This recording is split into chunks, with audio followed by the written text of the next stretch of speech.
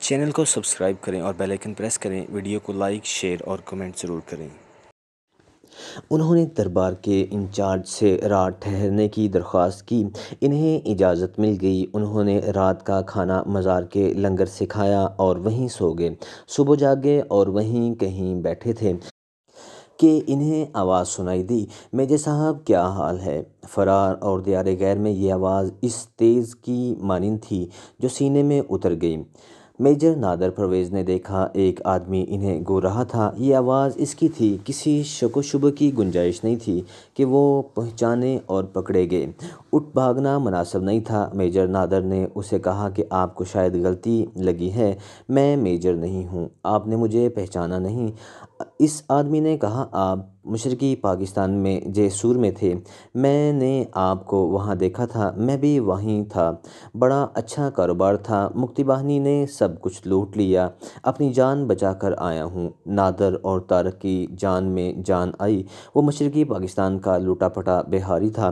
اس نے ابھی یہ نہیں پوچھا کہ آپ یہاں کیسے آئے، وہ یہ کہہ کر باہر نکل گیا کہ آپ کے لیے کھانے کے لیے کچھ لاتا ہوں۔ اس کے جاتے ہی نادر اور طارق وہاں سے غائب ہو گئے۔ اس آدمی کو اعتماد میں لینا خطرناک ہو سکتا تھا۔ فرار کے راز کو چھپائے رکھنا کسی اور کے بس کی بات نہیں تھی۔ میرے دونوں دوست ادھر ادھر ہو گئے اور رات کو انہوں نے فلم کا آخری شو دیکھا اور سڑک کے کنارے ایک لوہار کے چھپر تلے سو گئے۔ انہوں نے اگلی رات ان پرانے مندروں میں گزاری۔ میں اور میجر نادر پرانے مندروں میں پہنچ گئے۔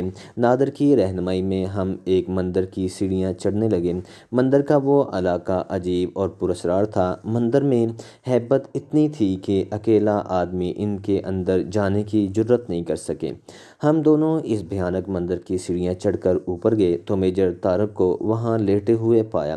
وہ سو رہے تھے۔ ہمارے قدموں کی آہٹ نے انہیں جگایا۔ وہ اچھل کر اٹھے اور مجھ سے بغل گیر ہوئے۔ ہم نے فوراً فرار کے اگلے اور آخری مرحلے پر بحث مباحثہ شروع کر دیا۔ طے ہوا کہ ممبئی چلا جائے اور کسی غیر ملکی بحری جہاز کے کپتان سے مل کر مدد طلب کی جائے۔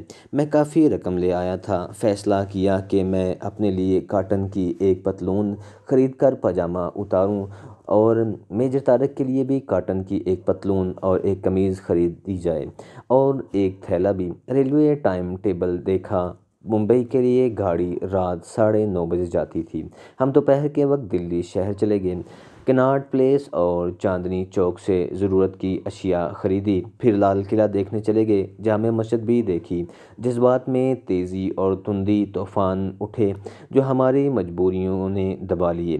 رات 8 بجے ریلوے اسٹیشن گئے۔ میں ٹکٹ لینے گیا تو پتہ چلا کہ اس گاڑی کی ایڈوانس ریزرویشن ہوتی ہے اور اب کوئی سیٹ خالی نہیں رہی۔ اس خبر نے ہم تینوں کو پریشان کر دیا۔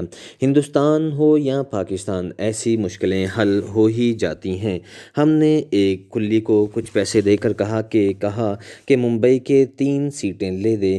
اس نے انتظام کر دیا، لیکن صرف بیٹھنے کے لیے سیٹیں ملیں، سونے کے لیے نہیں۔ یہ بھی غنیمت تھی۔ ہم ٹکٹ لے کر سیٹوں پر جا بیٹھے اور 9:30 بجے گاڑی چل پڑی۔ گاڑی ہمیں دلی سے دور لے جا رہی تھی۔ اب چونکہ ہمارے پاس پیسے تھے، اس لیے کھانا پینا کوئی مسئلہ نہیں تھا۔ مسئلہ صرف ہندوستان سے نکل جانے کا تھا۔ ہمارے قریب جو مسافر بیٹھے تھے وہ اپنی فوج کی فتح پر خوش نہیں تھے جو اس نے مشرقی پاکستان میں حاصل کی تھی، بلکہ وہ اس قسم کی باتیں کر رہے تھے کہ پاکستان کو نہ جانے کیسی شکست ہو گئی اور یہ کہ پاکستان انتقام ضرور لے گا۔ ان ہندوؤں پر خوف اور ہراس طاری تھا۔ 23 ستمبر 1972 کی صبح کے 9:30 بجے جب ہماری گاڑی سینٹرل ممبئی کے ریلوے اسٹیشن دادر پہنچی، ہمیں یہیں اترنا تھا۔ ہم اترے اور ریلوے اسٹیشن سے باہر نکل گئے۔ آگے بہت چوڑی سڑک تھی اور دوسری طرف بس اسٹاپ کے شیڈ۔ ہم نے ڈاک یارڈ بندرگاہ کی گودی جانے والی بس کا نمبر کسی سے پوچھا اور جب اس نمبر کی بس آئی تو ہم اس پر سوار ہو کر ڈاک یارڈ پہنچے۔ وہاں جہازوں کا ہجوم کھڑا تھا مگر ان میں کوئی ایک غیر ملکی نہیں تھا۔ ہم نے فیصلہ کیا کہ ہر روز صبح 8 بجے یہاں آیا کریں گے اور کوئی غیر ملکی جہاز آیا تو اس کے کپتان سے ملیں گے۔ اگلا مسئلہ رہائش کا تھا۔ ادھر ادھر سے پوچھا تو معلوم ہوا کہ قریب ہی ڈونگری بازار اور بھنڈی بازار ہیں جہاں چھوٹے چھوٹے مسافر خانے اور وہاں کم داموں پر کمرے مل جاتے ہیں۔ ہم وہاں گئے مگر 2-3 جگہوں سے صاف جواب مل گیا، کوئی جگہ نہیں تھی۔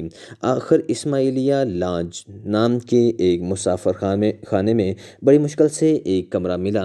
اس میں 2 چارپائیاں تھیں اور کرایہ 7 روپے یومیہ۔ ہم نے اسی میں انہی پیسوں میں بستر لگا لیا۔ ان کمروں کے ساتھ غسل خانے نہیں تھے۔ کونے میں پانی کا ایک ڈرم پڑا تھا، یہی غسل خانہ تھا۔ کمرے میں ایک بلب اور ایک پنکھا بھی تھا اور بیرا بھی آتا جاتا تھا۔ کسی چیز کی ضرورت ہو تو بیرے کو کمیشن دے کر منگوا لی جاتی۔ یہ دونوں بازار مسلمانوں کے ہیں، وہاں گائے کا گوشت مل سکتا ہے۔ اسماعیلیہ لانج میں کھانے کا انتظام نہیں تھا۔ ہم قریب کے ایک ہوٹل سے کھانا کھاتے تھے۔ 100-125 روپے فی کس کے حساب سے ایک وقت کے لیے پیٹ بھر کر روٹی مل جاتی تھی۔ پہلے روز ہم نے غسل کیا، کپڑے دھوئے اور ہمارا حلیہ کچھ درست ہو گیا۔ پھر ہم سو گئے، تھکن نے ہمارا بہت برا حال کر رکھا تھا۔ اگلی صبح 8 بجے ڈاک یارڈ گئے۔ کسی غیر ملکی جہاز کو ڈھونڈتے 2 بج گئے اور ہم مایوس لوٹ آئے۔ ہم نے اخباروں میں اپنے فرار کی ایک اور خبر پڑھی، لیکن لکھا تھا کہ فرار ہونے والے پاکستانی افسروں کی گرفتاری کے لیے مکمل ناکہ بندی کر دی گئی ہے اور گھر گھر کی تلاشی لی جا رہی ہے۔ ہم چوکنے ہوئے کہ ممبئی کی بندرگاہ میں بھی ناکہ بندی میں شامل ہو سکتی ہے۔ ہمیں ان گھروں کے متعلق افسوس ہونے لگا جن کی تلاشی لی گئی اور لی جا رہی تھی۔ ہم اپنے ڈھونڈنے والوں کو کیسے بتاتے کہ ہم کسی گھر میں نہیں چھپے؟ بہانہ بنا کر مسلمانوں کے شریف گھروں کو پریشان نہ کرو، ہمیں گھروں سے باہر ڈھونڈو، مگر ہم کیسے بتا سکتے؟ ہم جہاں ٹھہرے تھے وہاں ہم نے ایک مسلمانوں کو بتایا کہ ہم مشرقی پاکستان کے لٹے پٹے لوگ ہیں، وہاں سے جانیں بچا کر کئی مہینوں سے ہندوستان میں مارے پھرتے رہے، پاکستان جانے کی کوئی صورت نہیں بنی۔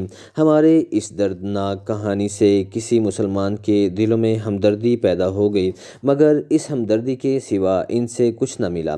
بعض نے کہا کہ وہ ہندو حکومت کی انتقامی کارروائی سے ڈرتے ہیں، اس لیے ہماری کوئی مدد نہیں کر سکتے۔